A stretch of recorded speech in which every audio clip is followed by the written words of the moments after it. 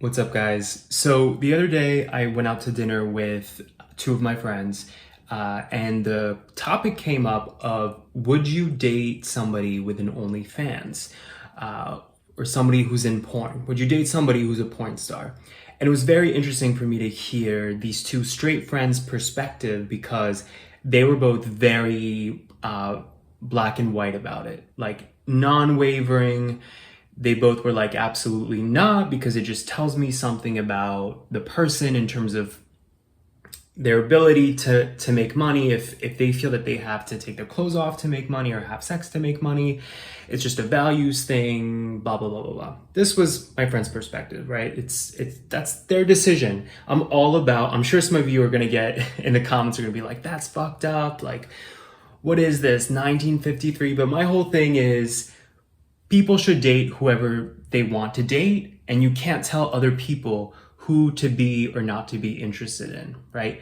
But anyway, for me, this was very interesting to hear because as a gay person, I feel like the gay world and gay dating is so much more sexualized in an accepted way, in a tolerated way, than the straight world. Of course, women are objectified. Of course, men sexualize women on these apps. And I have a friend who's a black woman, and she's told me that part of the reason she hates dating apps is because she'll have these like creepy white guys show up in her DMs saying stuff like, hey, chocolate girl, like, I wonder what you taste like. And she gets fetishized. And I'm sure a lot of women, and maybe some men too, some straight men have that experience. But overall, I feel like it's safe to say that gay men, I should say, take this to another level. So an app like grindr, for example, I feel like it's become so common, at least where I live in Miami. It's not even unusual anymore for me to see guys on these apps, even more, dare I say, traditional apps like Tinder,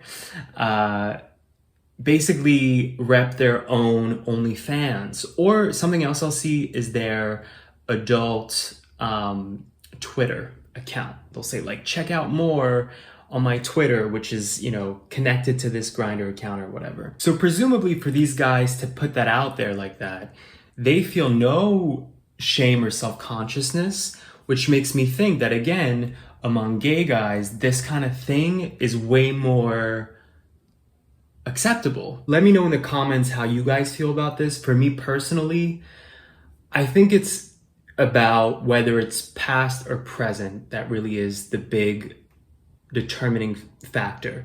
Like, I would not want to be with somebody who is currently doing that because I'm very into monogamy and a traditional relationship. That's just my thing. Like, I don't like the concept of an open relationship for myself. So the idea of somebody, even if it's for work, to pay their bills or whatever, to be with other guys would not appeal to me and what kind of relationship I would want. But if it's something that's in their past, it doesn't rub me the wrong way as much. I feel like everybody has stuff in their past that they maybe wouldn't do today. Like, another example would be somebody who has a criminal record, right? Obviously, it depends on what the crime was. I feel like we all have things that we might have shame for or regret, and I don't think having done something once in your life should be used against you forever. And this is an interesting topic, actually, because when I lived in New York City in my mid-20s, I met this guy who I was so into, and I think I've made a video about him before years ago, but I was so into him. It was like an electric chemistry in terms of not just physical attraction, but the just chemistry, the chemistry that I felt with this guy, and the way he would move and the way he would talk and the way he would articulate himself. Just a very charming New Yorker. And anyway, it didn't work out. It's a long story, but he basically told me he wasn't ready to date. He was right out of a relationship, blah, blah, blah. And then I moved out of New York City. And a few years later, I was taking care of business, if you know what I mean. and I saw him online, an old video. I could tell in the video that this was him like maybe 5 years before I met him or so. He looked a lot younger in the video, like college aged.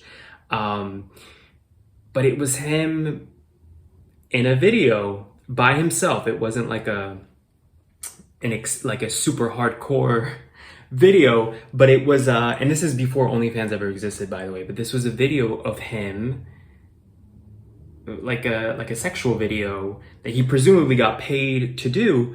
Anyway, it was the same guy, and I just thought, wow, that's the same guy, but B, like, so interesting. I wonder how many people have this in the vault of their past, right? One time in college, they got paid to make a video.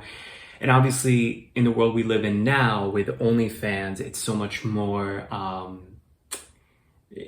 likely to be spread around versus, you know, somebody who did porn once as a secret in like the 70s or 80s. I always think about that. Like, that must be horrifying that predated today's technology, and that those people now are so easy to find online. And a lot of those people probably were just desperate for money, or they would have never done it had they known that it would, that the internet and social media would be the way that it is today. But anyway, I think it's a really interesting conversation because it's about more than just the Puritan sort of shame culture we have with sex. It's also, the two friends I went to dinner with, one of them was saying it's also about like decision making. Like, I'm not attracted to somebody who wouldn't think ahead of time, like, this could be used against me, this could prevent me from getting jobs forever because of the nature of social media and the internet. So he was thinking about it from that lens versus just like,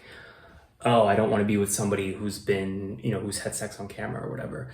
I'm curious what you guys think. Let me know in the comments. Very curious to hear what you guys have to say. But for those of you who are gay, I'm curious if you feel like I do that it's kind of ubiquitous in our world. I mean, even just on apps, you see guys promoting their OnlyFans. It's even more normalized, I think, than in the real world, in the heterosexual larger world, this thing of OnlyFans.